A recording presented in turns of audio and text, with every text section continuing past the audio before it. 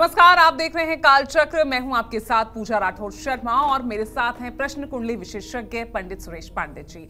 पंडित जी, आपका बहुत बहुत स्वागत। जय मां विंध्यवासिनी। एक मंत्र, एक पाठ और एक उपाय दूर करेंगे आपकी 30 परेशानियां। देखिए कालचक्र।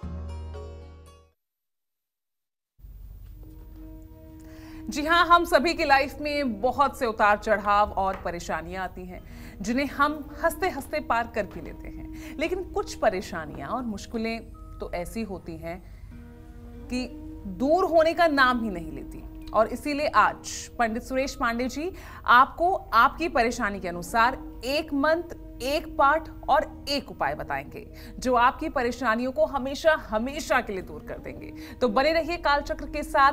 साथ ही अगर आपका भी कोई सवाल है तो आप हमें फोन कर सकते हैं। हमारा नंबर नोट कीजिए और लगातार टीवी स्क्रीन पर फ्लैश भी हो रहा है 0120-665-2411। अब अपनी चर्चा को शुरू करते हुए बात करते हैं उन लोगों की जिनको कोर्ट के मामलों में तारीख पर तारीख मिलती रहती है, जो कानूनी मामलों में सालों से परेशान हैं और जिनकी मैरिड लाइफ डिस्टर्ब चल रही है। ऐसे लोगों को किस एक पाठ का जाप करना चाहिए और कौन सा महा उपाय करना जरूर चाहिए, वो चलिए पंडित जी से जानते हैं। पंडित जी, कानूनी पचड़ों में फंसे हुए हैं, राहत नहीं मिल पा रही है, मैरिड लाइफ डिस्टर्ब चल रही है, उनके लिए क्या मंत्र, क्या पाठ, क्या उपाय? देखो पूजा, ऐसा है, मनुष्य को सुख और दुख ये उसके प्रारब्ध के अनुसार मिलते हैं, ऐसा हमारे सनातन धर्म की मान्यता है। जो जिस तरह का कर्म करता है और फिर जिसका अगला जन्म होता है, उस अगले जन्म में पुराने जन्मों के जो कर्म होते हैं वो सुख दुख के कारण होते हैं। और कभी कभी तो पिछले 100 जन्मों के कर्मों का फल आदमी को भुगतना पड़ता है।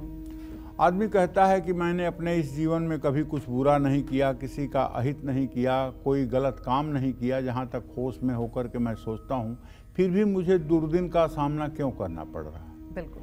इसके पीछे जो कारण है वो ये है कि आप नहीं जानते कि आपका प्रारब्ध क्या रहा है। इसी तरह से गीता में भगवान श्री कृष्ण कहते हैं, शुचि नाम श्रीमताम गेहे योग भ्रष्टो विजायते। जिन लोगों का योग पूरा नहीं हुआ है और जिन लोगों का योग अधूरे पर रह गया है और जिन्होंने शरीर का त्याग कर दिया है, वो लोग भी स्वर्गाधिक लोकों में रह करके और श्रीमान कुल में अच्छी माता और अच्छी पिता के संतान होते हैं और अपने योग को पूरा करके पुनः परम गति को प्राप्त होते हैं। जी। तो कहने का आशय यह है कि अगर ये मनुष्य शरीर मिला है तो सुख और दुख एक सिक्के के दो पहलू की तरह जीवन में रहेंगे। लेकिन सनातन धर्म में उन दुखों से बचने के उपाय बताए गए हैं। जैसे गीता में, गीता का जो महात्म्य है उसमें वेदव्यास लिखते हैं, गीता अध्ययन शीलस्य प्राणायाम परस्य च नैवम संति पापानि पूर्वजन्म कृतानि च। इस विषय पर मेरा अनुभव जो है वो मैं आपको बताना चाहता हूँ। अगर कोई आदमी नित्य 5 बार नाड़ी शोधन प्राणायाम करे। नाड़ी शोधन प्राणायाम क्या है भैया? 20 सेकेंड आप अपनी सांस को खींचिए, 80 सेकेंड अपनी श्वास को रोकिए और 40 सेकेंड अपनी श्वास को छोड़िए। और एक मंत्र है, ओम भू ओम भुवः ओम स्वः ओम महः ओम जनः ओम तपः ओम सत्यम ओम तत्सवितुर्वरेण्यं भर्गो देवस्य धीमहि धियो यो नः प्रचोदयात् ओम आपो ज्योतिरसो अमृतम ब्रह्म भूर्भुवः स्वरोम। अगर इस मंत्र का 9 आवृत्ति एक सांस में आप पाठ कर लें तो निश्चित रूप से आपका योग सिद्ध हो जाएगा और आपके पूर्व प्रारब्ध नष्ट हो जाएंगे। तो कहने का मतलब कि यदि आपको कोई कानूनी मामलों के कारण परेशानी हो रही है,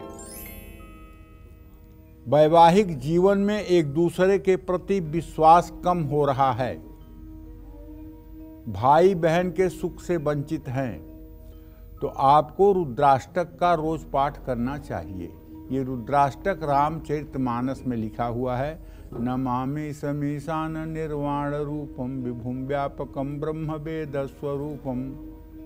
तो कहने का मतलब ये आप उत्तरकांड में ये रुद्राष्टक का पाठ है रामचरितमानस में। इसका अगर आप रोज पाठ करना शुरू कर दें, और आज के ज़माने में वैवाहिक जीवन में समरसता बनाए रखने के लिए पति पत्नी के मोबाइल का पासवर्ड एक दूसरे को पता होना चाहिए और कुछ छिपा करके मत रखिए अपने पत्नी से, या अपने पति से कुछ छिपा करके मत रखिए, तब विश्वास में कभी कमी नहीं आएगी। और रुद्राष्टक का पाठ करने से, भगवान शिव की आराधना करने से किसी भी प्रकार का अगर सामंजस्य में कमी हो रही है या कानूनी विषमता के कारण जीवन में परेशानियां आ रही हैं, तो उन सब चीज़ों से राहत मिलेगी, इसमें कोई दो राय नहीं है। जय मां विंध्यवासिनी। चलिए अब अपने डिस्कशन को आगे बढ़ाते हैं। और बिना गलती के अगर आप भी कानूनी शिकंजे में फंसते जा रहे हैं, सट्टे और जुए में अपना पैसा बर्बाद कर रहे हैं, तो किस एक पाठ और उपाय की जरूरत आपको है ताकि आपकी परेशानी हमेशा के लिए दूर हो जाइए? तो पंडित जी से ये भी जान लेते हैं। पंडित जी, अब इसके लिए आप उपाय, पाठ और मंत्र क्या बताएंगे? देखिए, सबसे पहले तो ये बता दूं कि हमें अपने इतिहास से सबक लेना चाहिए। धर्मराज युधिष्ठिर जैसा विद्वान बुद्धिमान जिसका नाम ही धर्मराज, वो एक बार जुआ खेल गए। ये कहानी द्वापर युग की है, महाभारत काल की शुरुआत वहीं से होती है। और जुए में सब कुछ हार गए, पत्नी भी हार गए, और उसका परिणाम महाभारत हुआ। कौरवों पांडवों का युद्ध हुआ। सृष्टि का बहुत बड़ा हिस्सा नष्ट हुआ। तो जो गलती हमारे इतिहास में एक बार करके लोग इतना दुख पा चुके हैं, वो गलती क्या हमें दोबारा करनी चाहिए? क्या हमें सट्टा लगाना चाहिए, जुआ खेलना चाहिए? नहीं ना। अगर आप जुआ खेलते हैं, अगर आप सट्टा लगाते हैं, तो आप विश्वास करिए, धर्मराज युधिष्ठिर के साथ तो कृष्ण थे, वो बच गए, लेकिन आपके साथ कौन से कृष्ण हैं कि आपको बचाएंगे? इसलिए उपाय तो मेरे बाद में करिएगा, पहले अपने आदतों पर, अपने दिमाग पर कंट्रोल तो करिए। रातों रात अरबपति बनने का सपना तो छोड़िए, अपने मेहनत, अपनी मजदूरी पर भरोसा तो करिए। और उपाय आप मेरे लाख करिए, लेकिन अगर आप क्रिकेट में सट्टा लगाते रहेंगे, जुआ खेलते रहेंगे, तो उपाय आप करते रहिए। पापी व्यक्ति का किया हुआ कोई धार्मिक कार्य कभी सफल नहीं होता। अगर सफल होता तो रावण का भी यज्ञ निकुंभिला पर सफल हो जाता और रावण की जीत हो जाती, राम हार जाते। इसलिए पाप कर्म करने वालों की कोई पूजा आराधना सिद्ध नहीं होती है। इस बात को कान खोलकर सुन लीजिए। आचरण शुद्ध रहेगा, विचार शुद्ध रहेगा, कर्म सात्विक होंगे, तो पूजा उपासना आपके लिए देसी घी का काम करेगा। और यदि आचरण अशुद्ध है, कर्म शास्त्र के विपरीत है, तो चाहे जितना पूजा उपासना करिए, कोई फल नहीं मिलने वाला है। जैसे आप जंगल में रोएं और कोई सुनने वाला नहीं हो, उसी तरह से आपकी पूजा व्यर्थ जाएगी। लेकिन अगर आप बिना किसी गलती के कानूनी मामलों में बुरी तरह से फंस चुके हैं, सट्टे और जुए के कारण बहुत ज्यादा धनहानि हो गई है, संतान के कारण तनाव की स्थिति हो रही है, बुढ़ापे में बहुत अपमान हो रहा है, तो शिव पंचाक्षर स्तोत्र का पाठ करें। क्या है शिव पंचाक्षर स्तोत्र? नागेंद्रहाराय त्रिलोचनाय भस्मांगरागाय महेश्वराय नित्याय शुद्धाय दिगंबराय तस्मै नकाराय नमः शिवाय। तो कहने का मतलब है, नमः शिवाय पर 5 श्लोक हैं जो पंचाक्षर कहलाते हैं। नित्य कर्म पूजा प्रकाश की किताब ले लीजिए, या स्तोत्र रत्नाकर किताब ले लीजिए, या स्तोत्र रत्नावली किताब ले लीजिए, उसमें शिव पंचाक्षर स्तोत्र है। इसका जो लोग सुबह शाम श्रद्धा पूर्वक पाठ करते हैं, उन्हें भगवान सद्बुद्धि देता है और वो सत्मार्ग पर चलते हैं, और भगवान शिव की कृपा ऐसे लोगों के ऊपर बरसती है। और आपको अपने पूजा घर में मोरपंख जरूर रखना चाहिए। मोरपंख रखने से नेगेटिविटी नहीं होती है, पूजा में मन लगता है और आपके मंदिर के पूजा के वातावरण में आपका पूरा ध्यान लगा रहता है और कोई अशुद्धि भी नहीं होती है। जय मां विंध्यवासिनी। फिलहाल अपनी चर्चा को आगे बढ़ाते हैं। बढ़ते कंपटीशन की वजह से अगर आपको कारोबार में नुकसान उठाना पड़ रहा है, किस्मत हमेशा आपका साथ छोड़ देती है, तो किस एक चीज का पाठ और कौन सा महाउपाय आपकी किस्मत संवार सकता है? चलिए पंडित जी से जानते हैं। पंडित जी, किस्मत साथ नहीं दे रही है, कारोबार में नुकसान हो रहा है, कैसे कोप अप किया जाए? क्या उपाय, क्या मंत्र? देखिए, जिन लोगों की जन्म कुंडली में भाग्य भाव का स्वामी 8वें भाव में, 6ठे भाव में या 12वें भाव में उपस्थित होता है, या जिन लोगों के भाग्य का स्वामी अस्त होता है, या जिन लोगों के भाग्य भाव के स्वामी पर शनि राहु केतु की दृष्टि होती है, या शनि राहु केतु भाग्येश के साथ होते हैं, ऐसे लोगों का भाग्य सचमुच में साथ नहीं देता है। या जिसके भाग्य भाव पर पापक ग्रहों की दृष्टि होती है, ऐसे लोगों का भी भाग्य साथ नहीं देता है। मेहनत करने के बाद भी व्यवसाय में नुकसान होता है, पैतृक संपत्ति का सुख नहीं मिल पाता है, और तो और अकाल मृत्यु का भय बना रहता है। तो मैं आपको बताना चाहूंगा, 12 नाग स्तोत्र का एक बार पाठ करें, श्री सुक्तम और कनक धारा स्तोत्र का पाठ करें, शिव मंदिर में धातु के बने हुए नाग नागिन के जोड़े चढ़ाएं, और सुबह शाम 108 बार महामृत्युंजय मंत्र का जप करें। और जब भी संभव हो शिवालय जाकर के शिव जी को जल, दूध, गन्ने का रस, बेलपत्र और घी का दिया जलाएं।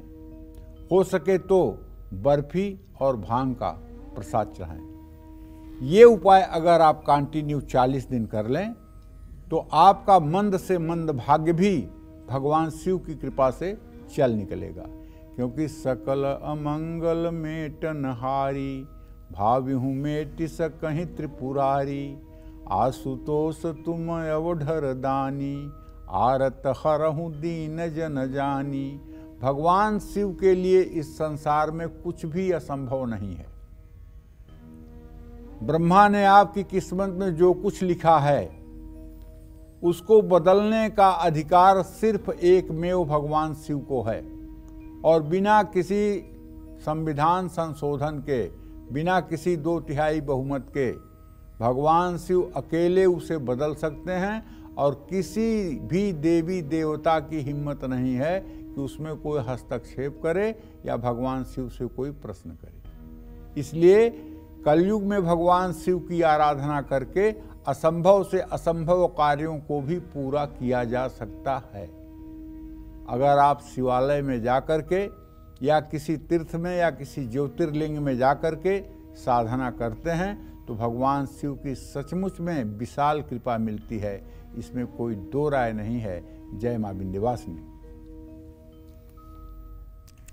बेवजह आपके कैरेक्टर पर उंगली उठ रही है, विरोधी हमेशा नुकसान करने की ताक में रहते हैं, तो ऐसे में किस एक मंत्र का जाप करें और किस भगवान को क्या भोग लगाएं? चलिए पंडित जी से जानते हैं। पंडित जी, इसके लिए आप बताइए, ये बहुत परेशानियां हैं और खासकर जो लोग नौकरी कर रहे हैं उनके लिए इस तरह की दिक्कतें काफी आती है। कोई ना कोई शत्रु आपका कब पैदा हो जाए नहीं पता चलता। देखो, नौकरी कर रहे हैं या व्यवसाय कर रहे हैं, बिल्कुल, या जीवन में कोई कार्य कर रहे हैं, कोई लोग ऐसे होते हैं कि इतनी बदनामी समाज में हो जाती है कि जीवन जीने की इच्छा शेष नहीं रहती है। और ये तब होता है पूजा जब जन्म कुंडली के 10म और 11 भाव में पापक ग्रह हो जाते हैं और वो दशा महादशा अंतरदशा चलती है, तो आदमी के सर पे इतना बड़ा कलंक लग जाता है, इतनी बड़ी बदनामी हो जाती है कि आदमी को समाज के सामने फेस करने में बहुत बड़ी मुश्किल होती है।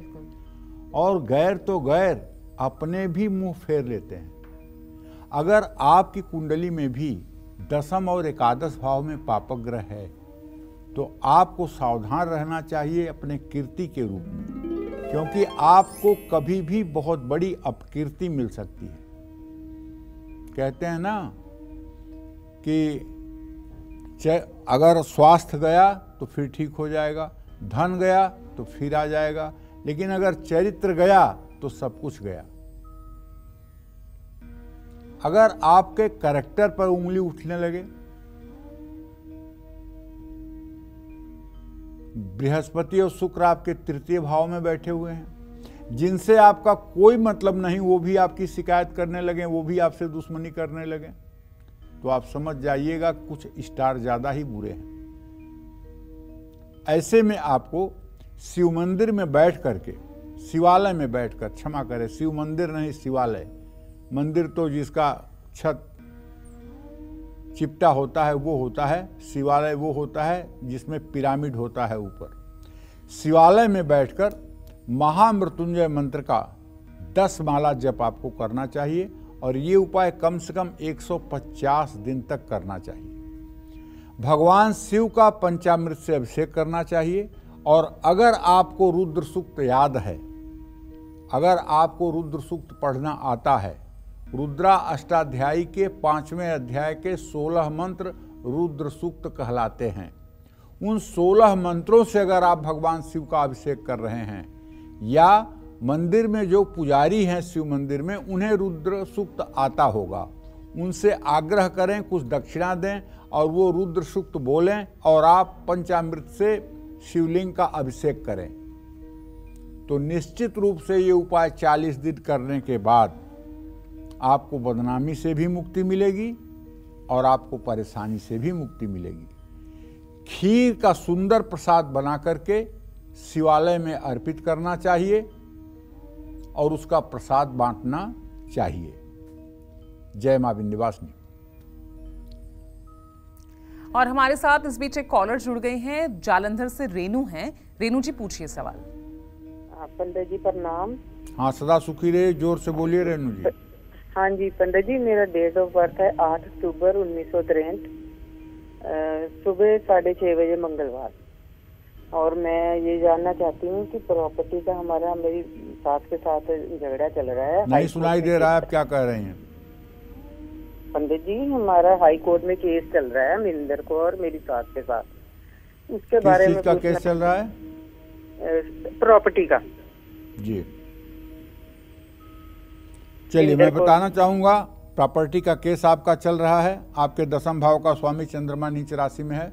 आपको हाई कोर्ट के केस में सफलता नहीं मिलेगी, और प्रयास करिए और मेहनत करिए। केस आपका कमज़ोर है। चंद्रमा जब नीच राशि में हो तो प्रश्न का उत्तर ज्योतिषी को यही देना चाहिए कि कार्य सफल नहीं होगा। अगर आप कार्य में सफलता चाहती हैं तो आपको 100 पाठ हनुमान चालीसा के, जब तक केस का निस्तारण नहीं होता तब तक हर मंगलवार को 100 पाठ हनुमान चालीसा के करने चाहिए। हनुमान जी की कृपा से जो भी अनहोनी है वो भी होनी में परिवर्तित हो जाती है, और हनुमान जी की कृपा से सब कुछ संभव है। तो आप हनुमान उपासना करिए, निश्चित रूप से आपको सफलता मिलने की संभावना बढ़ेगी। जय मां विंध्यवासिनी। अमूमन हम सभी अपनी जिंदगी में किसी ना किसी बात को लेकर परेशान रहते हैं। कभी नौकरी की टेंशन, कभी कारोबार की, कभी सेहत की, कभी परिवार की। और इसीलिए आज पंडित सुरेश पांडे जी आपको आपकी परेशानी के अनुसार एक मंत्र, एक पाठ और एक उपाय बता रहे हैं, जो आपकी इन सभी परेशानियों को हमेशा के लिए दूर कर देंगे और आपकी किस्मत संवार देंगे। अपनी इसी चर्चा को आगे बढ़ाते हुए बात करते हैं कि कैसे एक मंत्र के जाप से और एक दान से आपकी बिगड़ रही सेहत ठीक हो सकती है। चलिए पंडित जी से जानते हैं। पंडित जी, आजकल तो निरोगी काया मिलना बहुत मुश्किल है। हर कोई किसी ना किसी, कोई छोटी बीमारी, कोई बड़ी बीमारी जूझ रहा है। उनके लिए क्या महामंत्र, क्या उपाय? देखो, ऐसा है पूजा, उपाय तो मैं बताऊंगा ही, लेकिन एक बात बहुत जरूरी है बताना। जरूरी ये है कि अगर आप अपने स्वास्थ्य को ज़्यादा नहीं 2 घंटे 48 मिनट का समय दें तो शायद ही आप रोगी होंगे। अगर 48 मिनट तक आप योग प्राणायाम नित्य करें, और शारीरिक श्रम करें और समय से उठें, समय से सोएं, अपनी दिनचर्या को संतुलित रखें, तो संभवतः आप बीमार नहीं होंगे। बिल्कुल। और अगर एक बार बीमारी भी है तो उससे भी आपको निजात मिलेगी। और यदि आप सिर्फ हर समय माया मोह के चक्कर में पड़ करके एक एक मिनट तनाव में रह करके और कौड़ी कौड़ी माया जोड़ने के चक्कर में पड़े हुए हैं और तनाव ले रहे हैं, तो बीमारियां तो होंगी। जब 3 घंटे में जलना है, पक्की बात है कि 3 घंटे में जलना है, अंतिम में 3 घंटे में जलना है, तो पूरे जिंदगी क्यों जल रहे हो? बिल्कुल। तो जिंदगी जितने समय की मिली है खुश रहो ना। दुख सुख तो एक सिक्के के 2 पहलू हैं, आते रहेंगे जाते रहेंगे। प्रभु श्री राम इस धरती पर आए तो क्या उनको विषम परिस्थितियों का सामना नहीं करना पड़ा? परम पिता परमेश्वर श्री कृष्ण मानवावतार में आए तो क्या उन्हें उलझनों से 2-4 नहीं होना पड़ा? जी। तो जब भगवान भी इस मृत्यु लोक में आकर के और संघर्ष करते हैं तो हम मनुष्य की क्या औकात है? हम क्यों विचलित होते हैं? हमें खुश रहना चाहिए, प्रसन्न रहना चाहिए, योग प्राणायाम करना चाहिए, शारीरिक श्रम करना चाहिए, आलस्य बिल्कुल नहीं करना चाहिए और स्वास्थ्य पर अपने ध्यान देना चाहिए। और इसके साथ साथ शरीर के लिए योग और प्राणायाम है, लेकिन मन को ठीक करने के लिए मंत्र जप बहुत जरूरी है, ध्यान बहुत जरूरी है, विपश्यना पद्धति बहुत जरूरी है। अगर आपके भी सेहत में गिरावट आ रही है या आपको भविष्य को लेकर के हर समय चिंता रहती है, आपके चेहरे पर हर समय हवाइयाँ उड़ती रहती हैं, आपका चेहरा देख करके लोग कह देते हैं आज आप बहुत टेंशन में हैं, क्या बात है? अगर ऐसा लोग कमेंट कर रहे हैं तो आप आईने में अपना चेहरा देखिए, कहीं न कहीं से नेगेटिव वाइब्स आपके चेहरे से निकल रही है, इसको आपको ठीक करना पड़ेगा। या आप नशे की लत से परेशान हैं और आप चाहते हैं छोड़ना, लेकिन आपका संकल्प 10 मिनट के बाद टूट जाता है, आप फिर उसी रास्ते पर चल निकलते हैं, आपकी जीने की इच्छा खत्म हो गई है। या बुरा दिन आ गया है, दोस्त और रिश्तेदार अब धोखा दे रहे हैं, कोई आपसे बात करने के लिए राजी नहीं है, तो भैया ऐसे में भगवान शिव की ही एकमात्र शरण है जहां आपको राहत मिल सकती है। आपको नित्य प्रातः काल स्नान करके सूर्य को अर्घ्य देने के बाद नंगे पैर शिवालय जाना चाहिए, सफेद वस्त्र पहनकर जाना चाहिए, एक ऊनी आसन सफेद रंग का लेकर जाना चाहिए। शिवालय जाते समय एक प्लास्टिक या फिर डोलची में गंगा जल, शहद, दूध, चीनी का रस या गन्ने का रस, बेलपत्र, ये सब सामग्री घर से लेकर जाना चाहिए और शिवलिंग का विधिवत पूजन करके शिव मंदिर में बैठ करके ओम नमः शिवाय का 24 मिनट तक उत्तर मुंह करके जप करना चाहिए। ये उपाय तो कम से कम 125 दिन करना चाहिए। अगर आप 125 दिन नहीं कर सकते हैं तो कम से कम 40 दिन तो जरूर करना चाहिए। 40 दिन में आपके परेशानियों का निराकरण आपको मिल जाएगा। लेकिन शिवालय में जाइएगा, जहां मध्य में शिवलिंग स्थापित होता है, बाहर नंदी होते हैं, और कुछ रोज द्रव्य दक्षिणा वहां शिवलिंग पर जरूर चढ़ाइएगा। और 72 बुधवार काले कपड़े में उड़द या मूंग बांध करके किसी जरूरतमंद को दान करिएगा। इससे भी आपकी परेशानियां कम होंगी। जय मां विंध्यवासिनी। चलिए अब चर्चा को आगे बढ़ाते हैं। बेवजह के खर्चों पर लगाम लगाने के लिए किस एक पाठ का आप जाप कर सकते हैं और कौन सा उपाय आपकी इसमें मदद कर सकता है, चलिए पंडित जी से जानते हैं। पंडित जी, बेवजह बढ़ते खर्चे, इनको रोकने के लिए क्या किया जाए? कुछ लोगों को खर्च करने की बीमारी होती है। आज के डेट में ऐसे लोगों को मैं जानता हूं जिन्हें शॉपिंग करने का नशा है।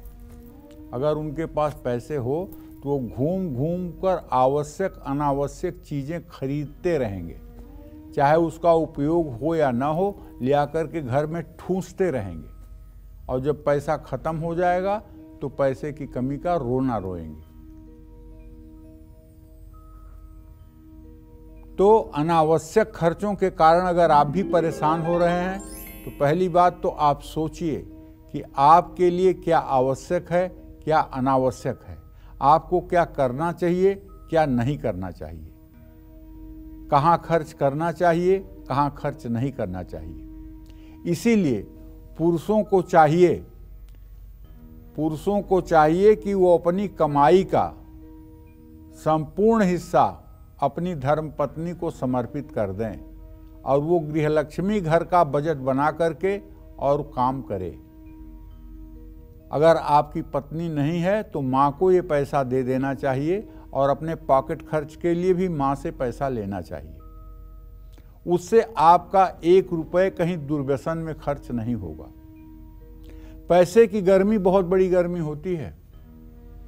आप पैसा बैंक में जमा किए रहते हैं, वो पैसा आपके पास भी नहीं रहता है, बैंक में होता है। लेकिन अगर ज़्यादा पैसा आपके बैंक में है, वो आपसे कोई बातचीत करे 10-20 मिनट तक, तो उस पैसे की गर्मी आपके आवाज़ से निकलती है, आपके वाणी में उसका अहंकार झलकता है। पैसा बैंक में है लेकिन उसकी हीट यहाँ तक आ रही है, आप तक आ रही है। आप पैसा रख करके पैसे को भूल नहीं सकते। तो पैसे की गर्मी बहुत बड़ी गर्मी होती है। तो आपको चाहिए कि आप रुद्र स्तोत्र का पाठ करें और धनवान और निर्धन दोनों अवस्था में आप सहज और सरल रहें। ऐसा नहीं कि थोड़ा सा पैसा आ गया तो आप पागल हो गए, थोड़ी सी गरीबी आ गई तो आप फैल गए। 1 साल तक हर रोज आपको बरगद के पेड़ की परिक्रमा करनी चाहिए। बरगद के पेड़ की जड़ में आपको जल और दूध चढ़ाना चाहिए और जो मिट्टी गीली हो जाए उसी से अपने माथे पर तिलक करना चाहिए। कुत्ते और कौवे को और गाय को तेल लगी रोटी खिलाना चाहिए। ये उपाय 43 दिनों तक करने पर पितर भी संतुष्ट होते हैं, ग्रह स्थिति भी ठीक होती है और परिवार का वातावरण भी ठीक होता है। जय मां विंध्यवासिनी। आज के समय में हर कोई अपना बेस्ट देकर प्रमोशन चाहता है ताकि आने वाले समय में उनका वक्त वो अच्छा बीते, मगर बावजूद इसके आपको जॉब में तरक्की नहीं मिल रही है। तो किस पाठ का जप हमें करना चाहिए और कौन सा उपाय करना चाहिए, चले पंडित जी से जानते हैं।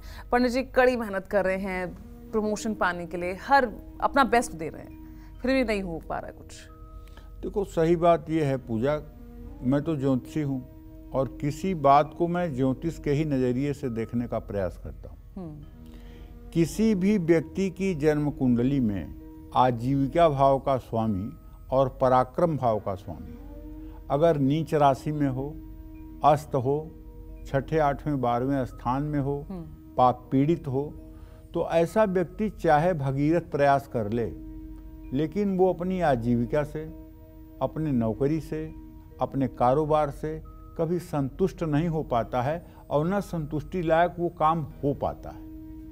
इसका कारण है कि उसके आजीविका भाव का स्वामी पीड़ित है, उसके पराक्रम भाव का स्वामी पीड़ित है।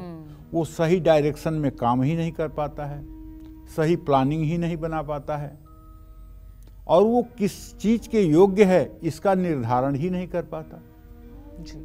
उसकी योग्यता क्या है, किस काम को करके वो सफल हो सकता है, वो यही डिसीजन नहीं ले पाता। तो कहने का आशय ये है कि ग्रहों को भी देखना चाहिए।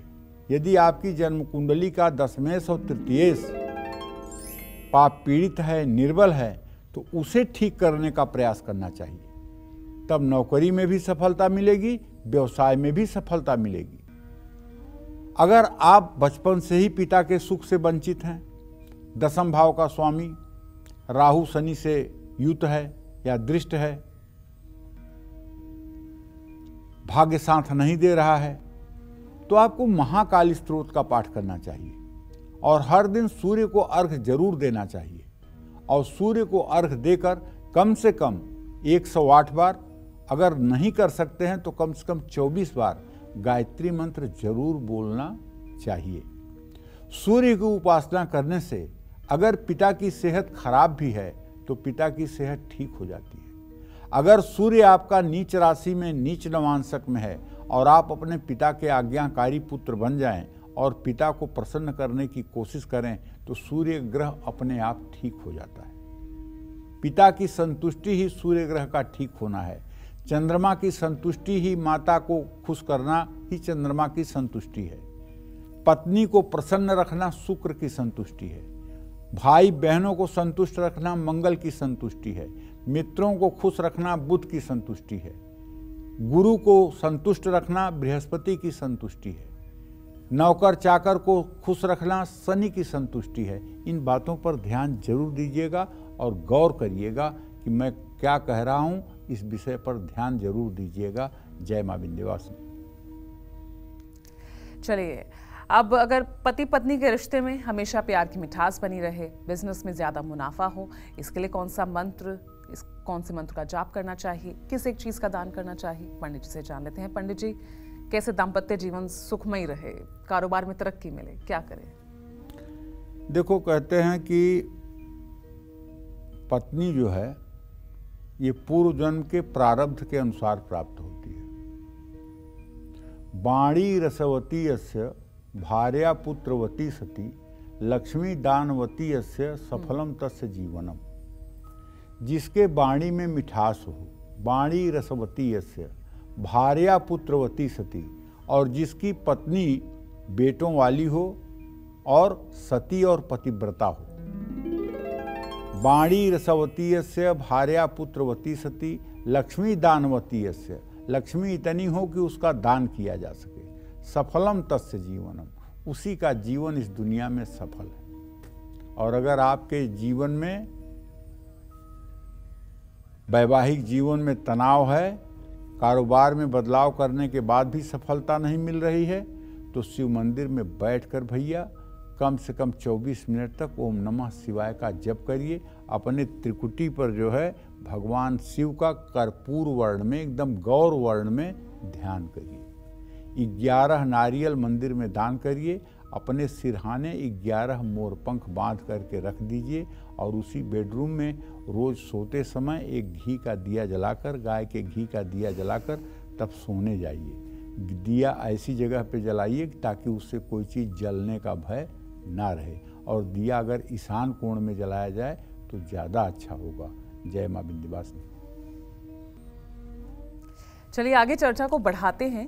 तो प्रॉपर्टी में प्रॉफिट हो, पढ़ाई में सफलता पाने के लिए किस जगह किस चीज का पाठ करें और किस एक चीज का दान करें, पंडित जी से जानते हैं। पंडित जी बताइए। देखो, प्रॉपर्टी बहुत बड़ी चीज है। लोग पूरे जिंदगी नौकरी करते रह जाते हैं, व्यवसाय करते रह जाते हैं, लेकिन घर हो नहीं पाता है। होता है तो बिक जाता है, किराए पर रहने के लिए मजबूर रहते हैं, 2-2 साल पे घर बदलना पड़ता है। ये बड़ी पीड़ादायक स्थिति होती है। मैं तो ये कहूँगा कि अगर आपके घर का सपना हर कोशिश करने के बाद पूरा नहीं हो पा रहा है, तो उपाय तो मैं बताऊँगा ही, लेकिन एक ऐसा उपाय बताऊँ कि जो ब्रह्मास्त्र हो जाए। तो आप विंध्यवासिनी जरूर जाइए, और विंध्यवासिनी जाइएगा। माँ विंध्यवासिनी का दर्शन करने के बाद काली खोह में महाकाली का मंदिर है, वहाँ जाइएगा, और वहाँ काली जी का दर्शन करने के बाद रोपवे पे चढ़ करके ऊपर जाइएगा पहाड़ पर। वहाँ आप देखेंगे ना, हजारों घर पत्थर के बने हुए हैं। वहाँ गिरे हुए जो पत्थर हैं पहाड़ पर, उन पत्थरों को उठाकर आप भी एक घर बनाइएगा। और अगर ये उपाय आपने 2-3 बार कर दिया तो आप विश्वास करिए 24 महीने के अंदर आपका भी घर होगा। अगर आपके कारोबार में अस्थिरता है, पढ़ाई में सफलता नहीं मिल रही है, संपत्ति को नुकसान हो रहा है, तो शिवलिंग के सामने बैठकर शिव चालीसा का पाठ आपको 10 बार करना चाहिए, और साबुत मसूर का दान आपको किसी हनुमान मंदिर में करना चाहिए। जय मां विंध्यवासिनी। आजकल हर इंसान कहीं ना कहीं पढ़ाई से, मकान से, गाड़ी या बाकी चीजों के लिए कर्ज लेता रहता है, लेकिन इसे चुकता करने में बहुत सी परेशानियां सामने आती है। अब ऐसे में किस मंत्र का जाप करना चाहिए, कौन सा उपाय करना चाहिए, चलिए पंडित जी से जानते हैं। पंडित जी, देखा जाए तो आज हर कोई किसी ना किसी कर्ज के तले दबा हुआ है, कैसे छुटकारा पा सकते हैं? कर्ज कुछ लोगों के लिए स्टेटस सिंबल है। बड़े रोब से लोग कहते हैं, मैं एक फोन कर दूं तो मेरे पास करोड़ों रुपए आ जाएंगे। और मेरे पिताजी कहा करते थे, गए पूत जब मांगे पाए। वो आदमी सबसे अभागा होता है जिसको आसानी से कर्ज मिल जाए। वो आदमी सबसे बदनसीब होता है जिसको आसानी से कर्ज मिल जाए, क्योंकि कर्ज अगर आसानी से नहीं मिलेगा तो आप स्वावलंबी होकर के अपनी समस्याओं का समाधान करेंगे, और अगर कर्ज आसानी से मिल रहा है तो आप चारवाक के दर्शन पर जिएंगे। यावत जीवेत सुखम जीवेत ऋणम कृत्वा घृतम पिबेत। जब तक जियो सुख से जियो, कर्ज लेकर घी पियो। तो अगर आपके भी बच्चे रोग से परेशान हैं और कर्ज के लेन देन में नुकसान हो रहा है, तो भैया आपको ऋण मोचन मंगल स्तोत्र का पाठ करना चाहिए। अगर 1,00,000 2 लाख कर्जा है तो ऋण मोचन मंगल स्तोत्र का 7 बार सुबह शाम पाठ करने से कर्ज से आपको मुक्ति मिल जाएगी। लेकिन अगर बहुत बड़ा कर्जा है तब तो आपको गजेंद्र मोक्ष का पाठ रोते हुए करना चाहिए। इतना ज़्यादा आपके मन में भाव आए कि आपके आंखों से आंसू निकले, और राम दरबार के सामने गजेंद्र मोक्ष का पाठ करिए रोज सुबह शाम। शिव मंदिर में बैठकर ओम नमः शिवाय, ओम शंकराय नमः इस मंत्र का जप करिए, और घर के मुख्य द्वार पर चांदी का स्वास्तिक दोनों दरवाजों पर जरूर लगाइए। उस पर सिंदूर और चमेली के तेल का टीका भी लगाइए। निश्चित रूप से यह सब उपाय आपको कर्ज मुक्त होने में सहायता प्रदान करेंगे। जय मां विंध्यवासिनी। तो कुंडली में खराब शनि की वजह से अगर आपका पैसा भी दवाइयों पर खर्च हो रहा है, जिंदगी के हर मोड़ पर संघर्ष करना पड़ रहा है, तो किस चीज का पाठ करें और कौन सा उपाय करें? चलिए पंडित जी से जानते हैं। पंडित जी बताइए, इन लोगों के लिए क्या खास उपाय, क्या महामंत्र? देखिए, सुख दुख तो मैंने बताया कि एक सिक्के के 2 पहलू हैं, और ये शरीर व्याधि का मंदिर है, रोग का मंदिर है। ऐसा शायद ही कोई शरीर होगा जिसमें कोई रोग ना हो, और रोग तो छिप कर बैठे रहते हैं। ज्यों शरीर कमज़ोर होता है त्यों वो आक्रमण करके बाहर निकल आते हैं। अगर आपकी जन्म कुंडली में शनि बकरी है, बकरी का मतलब कि उसकी गति पीछे की तरफ जा रही है, और वो खास करके भाग्य भाव में बैठा हुआ है, या वो व्यय भाव में बैठ करके आपके रोग भाव को देख रहा है, या आपके सप्तम भाव में बैठा हुआ है, तो निश्चित रूप से अगर वो अस्त है या शुक्रस्त है तो बीमारी के कारण धन हानि होगी।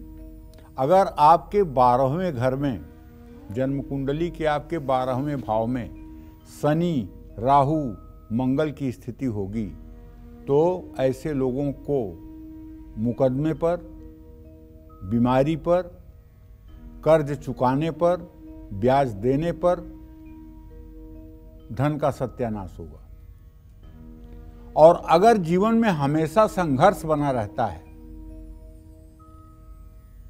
तो आपको शिवालय में जाकर के भगवान शिव की विधिवत पूजा आराधना करनी चाहिए, शिव महिम्न स्तोत्र का पाठ करना चाहिए, लाल चंदन में भांग पीसकर केसर मिलाकर महादेव का तिलक करना चाहिए। केवल लाल चंदन और केसर भी घिस करके अगर महादेव को त्रिपुंड लगाएं तो निसंदेह इससे आपकी मनोकामना पूरी होगी। जय मां विंध्यवासिनी। तो उम्मीद करते हैं आपको आज का हमारा ये विषय बेहद पसंद आया होगा। पंडित जी, आपका भी बहुत बहुत शुक्रिया इतने खास महामंत्र, महा उपाय दर्शकों को बताने के लिए। तो चलिए, कल फिर एक नए विषय और आपकी परेशानियों को दूर करने के ढेरों उपाय लेकर आएंगे हम पंडित सुरेश पांडे जी के साथ। तब तक के लिए कालचक्र की पूरी टीम को इजाजत दीजिए।